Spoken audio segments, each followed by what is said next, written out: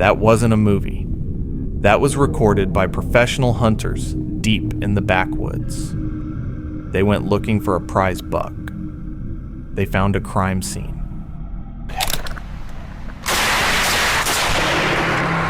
They're just standing there. What do you want? Leave me alone! Tonight, we examine 3 cases where the predator became the prey. Our first file comes from the channel The Hunting Public.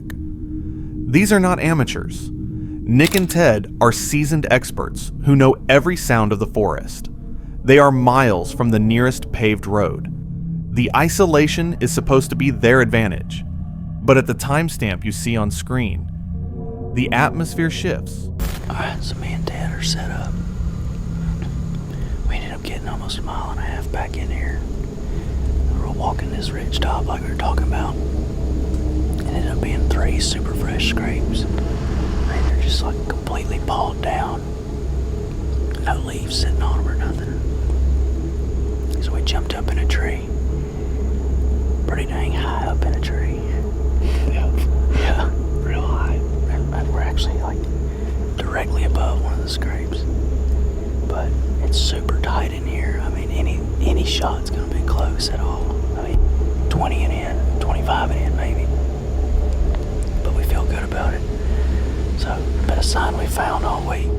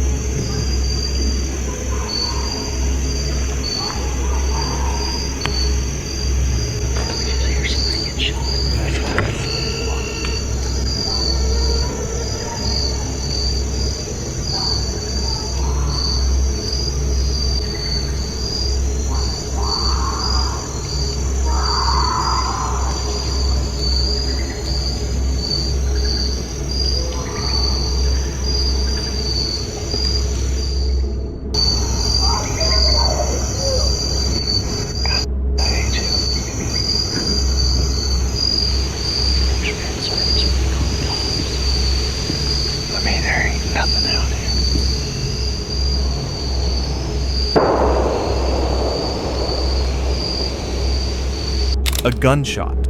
In hunting season, this is normal. But Nick's reaction tells us something is wrong. Watch his eyes. He isn't tracking a deer anymore. He is listening to the aftermath. Somebody is screaming at the absolute top of their lungs over there. Very not good obscenities to someone else.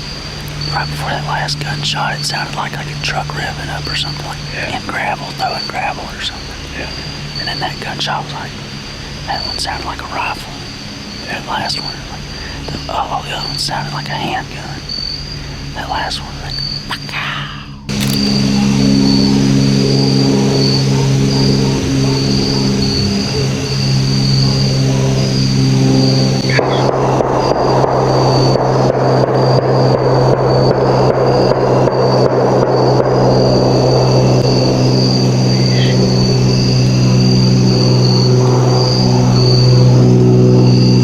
something not good's going on.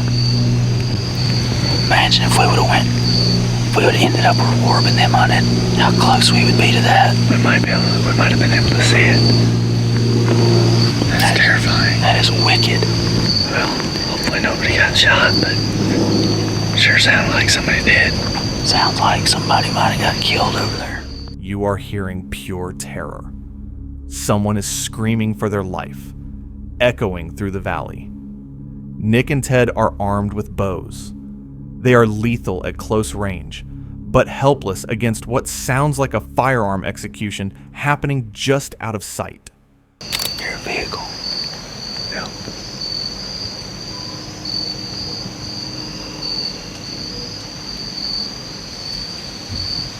Still screaming. Sounds like somebody crying.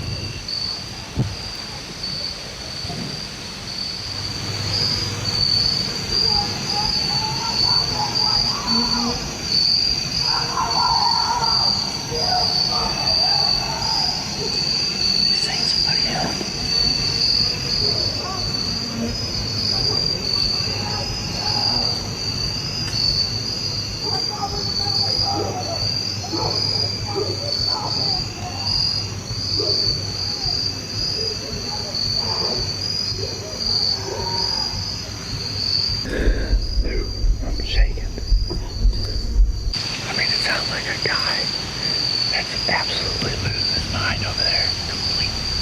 and maybe shot someone. This is the true horror of the woods. You are a witness, but you are invisible. If they climb down, they risk running into the killer. If they stay, they have to listen to the end. Authorities swept the area later. No bodies were found. No shell casings. Just the recording, proving that sometimes the woods swallow the evidence. This footage was recovered from a hunter named Sergei in the deep Siberian taiga. The nearest village is a 2-day hike away. Isolation here isn't just quiet. It's deadly. It is 1 a.m. Sergei is trying to sleep in his tree stand.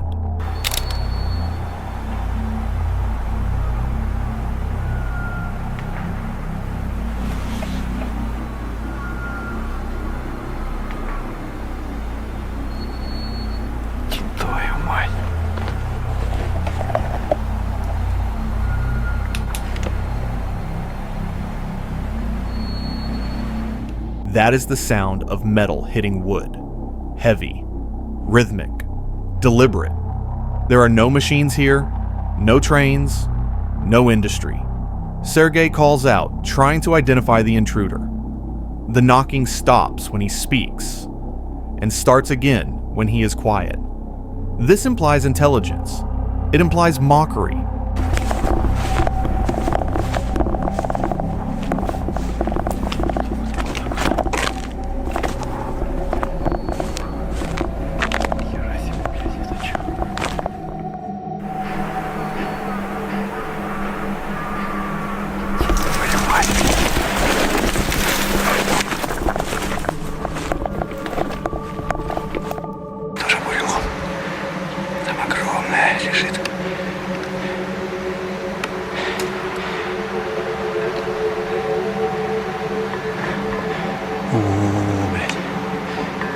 Тихо, братан.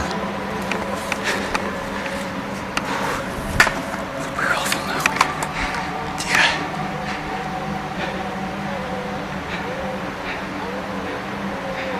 Там где-то, блядь. А ну-ка, пошли. Пошли, блядь. Лезай аккуратно. Опа.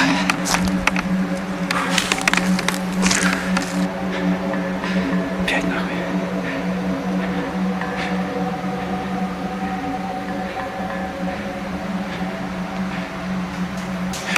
О-о-о-о.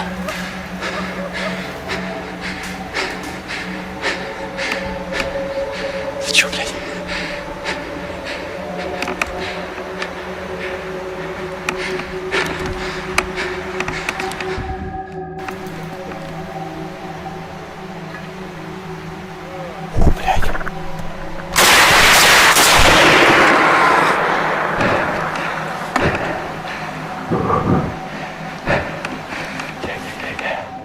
Panic sets in. Sergei fires a warning shot into the abyss, and the abyss screams back. It wasn't a bear. It wasn't a wolf. Вот развлечение это идти, твою мать.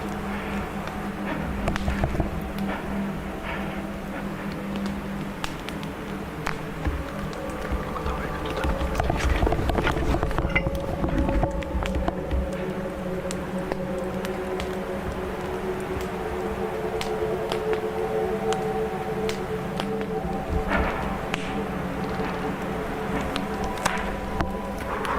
Давай,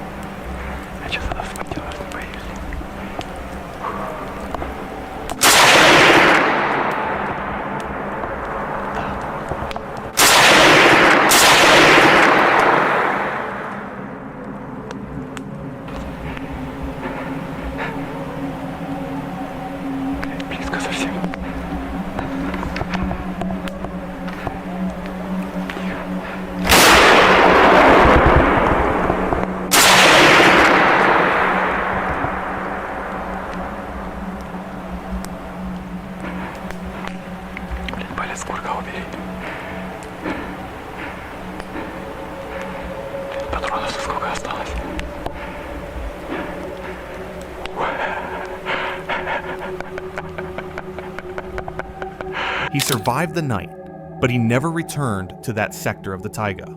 Sergei had the advantage of height. He was in a tree. Our final case features the most vulnerable position a human can be in. Sleeping on the ground, wrapped in a thin layer of nylon. Sam, a solo survivalist, pitched his tent for the night. He expected solitude. Instead, he woke up to the sound of footsteps. Somebody, hang on. I don't know if they could see it or not through the tent. I don't think so. I'm leaning right up against the light, but somebody's walking around out there very close to the tent. Someone is touching the fabric, inches from his face. Sam shouts, "Hello?" The response is a whisper that chills the blood. They're walking around outside in circles.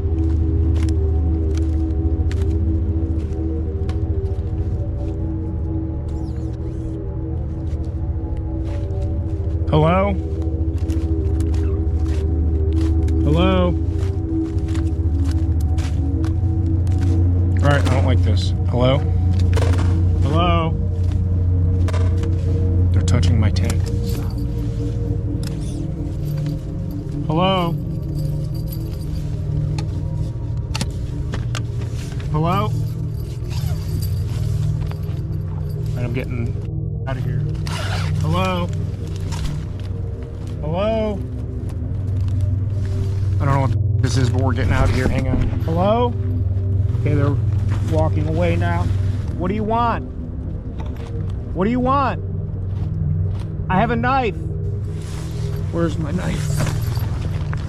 With me. With me here. Holy crap. Get away. What do you want? Hello? I can't see you. Hello? Alright, I'm getting out of here. We're getting out of here. Sam makes a decision that likely saved his life. He abandons his gear. He abandons safety. He runs.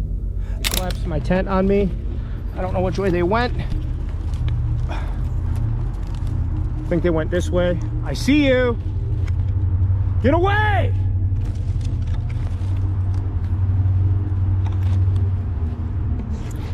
Alright, I'm spooked. I don't like this. Get my headlamp on and work. Getting out of here right now. They're just standing there. They're just standing there. What do you want? Leave me alone! I hear them coming. I can't see the shadow. Here's a path. Okay, get me there. I'm recording all of this. I'm calling up police. All right, I'm back on the path. Back on the path. Okay. Okay. Get away from me! Sam didn't just stumble upon a stranger. He was chosen. He was stalked. And he was lucky to make it to his truck. You think leaving the woods keeps you safe? You're wrong. The worst predators don't stay in the trees. They follow you to your front door. Click here to see what happens when they try to get inside.